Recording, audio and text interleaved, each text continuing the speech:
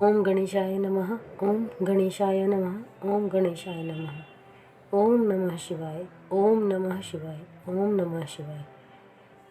आज हम श्री शिव महापुराण का तीसरा अध्याय चंचुला की कथा शुरू करने जा रहे हैं। इस कथा को सुनने के बाद शौनक जी ने कहा कि हे मुने, आप भगवान शिव की पुनीत कथा के अन्य इतिहास का वर्णन करें। श्री सूत जी बोले कि हे शौनक, तुम परम भक्त और ज्ञानी हो। मैं तुमको एक गुह्य इतिहास सुनाता हूँ। सागर तट पर वाशफल नाम का एक ग्राम में सनातन धर्म को त्यागने वाले अधमजीन निवास करते थे। वे महादुष्ट, पर स्त्री सेवी, व्याभिचारी, कपटी थे। उनकी पत्नियां भी उनके ही अनुसार महान पापिष्ठाएं थीं। इन्हीं दुर्जनों के बीच विंदुक नाम का एक अधम ब्राह्मण भी था। वह महापापी और पर स्त्रीगामी था। उसने अपनी भार्या चंचुला को त्याग दिया था। चंचुला अपने धर्म पर दृढ़ रहने वाली साध्वी स्त्री थी।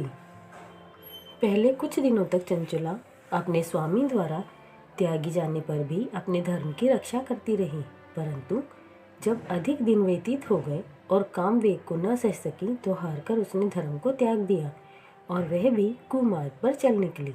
एक दिन बिंदु ने काम से पीड़ित अपनी पत्नी को एक पुरुष के साथ रमण करते देखा तो वह क्रोध में भरकर उसे मारने दौड़ा।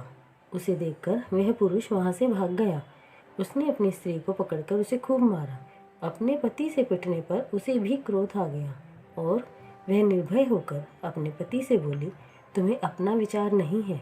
तुम नवयौवना मुझ पत्नी को त्याग कर वेश्यागामी हो रहे हो।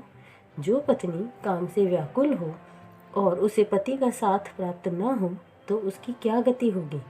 मैं तो रूपवती नवयौवना हूँ। मुझे तुम्हारा सत्संग प्राप्त नहीं। भला मैं किस प्रकार काम को सहन करूँ। पत्नी के इन वचनों को सुनकर वह अधम ब्राह्मण बोला, मैं मानता हूँ कि तेरा कहना सत्य है। तेरा हृदय काम से व्याकुल है। हे सुमुखे, मैं तुझ पर पुरुषों के सत्संग से नहीं रोकता हूँ। तू भय को छोड़कर अपने इच्छित पुरुषों से विहार कर और अपने शरीर के बदले उनसे धन भी ले। इस प्रकार धन की प्राप्ति भी होगी और तेरा मन भी कामदेव के प्रहार से उन्मुक्त रहेगा। तेरे द्वारा व्याभिचार से अर्जित धन का हम दोनों उपयोग भी कर सकेंगे। पति के इन वचनों को चंचुला मानकर धन के बदले में अपना शरीर बेचने लगी। अब वह पूर्ण रूप से खुलकर व्याभिचार में रत हुई। इस प्रकार इन दोनों के दिन चैन से कटने लगे।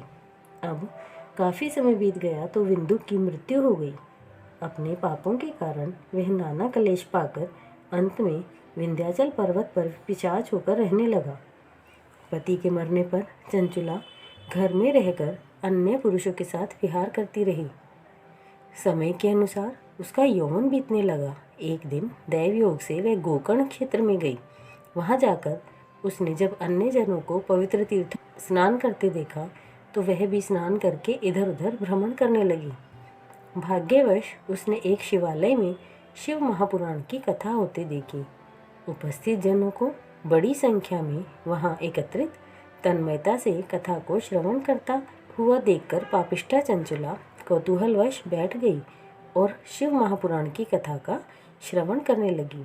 उसने कथा में जब यह सुना कि जो स्त्री व्याभिचार करती है, दिन रात पापमय जीवन व्यतीत करने के बाद जब अंत समय मरकर परलोक गमन करती है तो यमदूत उसे नाना प्रकार की पीड़ाएं देते हैं। उस व्याभिचारिणी जानकर उसकी भग में लोहे की सलाइयाँ आग पर लाल करके डालते हैं। इस प्रसंग को सुनकर चंचुला का धैर्य हृदय से जाता रहा। वह परलोक के भय से कांपने लगी। जब कथा समाप्त हुई और श्रोता उठकर अपने अपने घर को चले गए तो वह कथा बाँचने वाले ब्राह्मण के पास जाकर विलाप करती हुई हाथ जोड़कर बोली कि हे ब्राह्मण, मैं परम व्याभिचारिणी हूँ। मैंने अज्ञान के कारण अपने ही हाथों अपना धर्म नष्ट किया है। यौवन के मद से मदांध होकर मैंने अपने धन लाभ करते हुए पर पुरुषों के साथ निरंतर समागम किया है। आज आपकी इस परम पुनीत कथा को सुनकर मुझे ज्ञान उपजा। मैं महान पातक करने वाली अब कैसे मुक्ति पा सकूंगी। व्यभिचार करने के कारण मैंने इस जीवन में जो क्षणिक सुख प्राप्त किए हैं, उसके लिए परलोक में निश्चित ही मेरी बुरी गति होगी। हे तात, आप मुझ पापिष्ठा पर दया करके मुझे उद्धार का साधन बताएं। मैं आपकी शरण में हूँ।